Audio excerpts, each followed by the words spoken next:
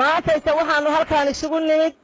annagoo ah gabdhaha Puntland meel ay joogaanba anigoo salaamaya gabdhaha Puntland oo aad iyo aad u qiimaha badan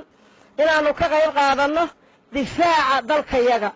ayadoo annagu cidna aanaan ku duulin oo cidna aanaan la dagaalaminin oo cidna aanaan aadin oo nala soo aaday oo nala soo dagaalamay oo naloo soo duulay oo colkuna soo kubaareeyey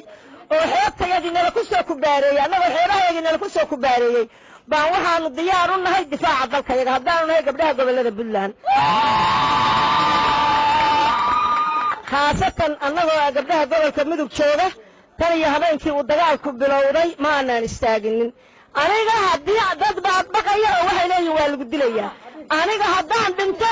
waxaan ku dhimanayaa geeri sharaf leh ogka geeri sharaf laan ku dhimanayaa haddaan noolaadaan nolol sharaf laan ku dhimanaya ku noolaanaya nolol cariiriya intaan ku noolaan lahaa geeri sharaf laan ku dhinto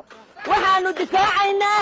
dalkayaga iyo dadkayaga iyo ciidayada iyo makasayadaanu difaacaynaa waxaan la dagaalamaynaa cid allaale ciddina soo ataagta cid allaale ciddii Puntland soo falaasta waanu u jawaabaynaa annaga Puntland baana la yidhaahdaa dadka ma maadno haddii nala falaashana waa jawaabnaa jawaabtii baa hadda taagan waa jawaabnay waxaanu hadda halkaan ku haynaa burhaan waxaanu qalnay geel tan iyo tii gurmadkii waa isdaba socday waxaanu dibnay sabaayadii waxaanu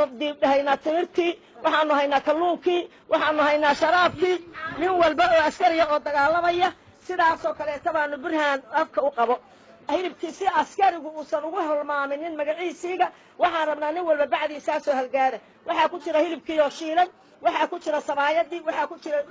buskudkii waxaa ku jira timirtii waxaa ku jira malaygii bacmadooda nin walba intiisa garaanka ugu ridaynaa meeshuu joogaan ugu geynaynaa si ay nimanku karkaris iyo dhibaato iyo mid buu ka go'aya la odhan lahaa hadda waad ujeedaa waxaa halkaan gabdhihii gobolka Mudug ay soo bandhigeen waxaanuna leenahay cayaari waa galin dambe waa sidaasoo aanu ka sii wadno haddii ilaahay raalli ka noqdo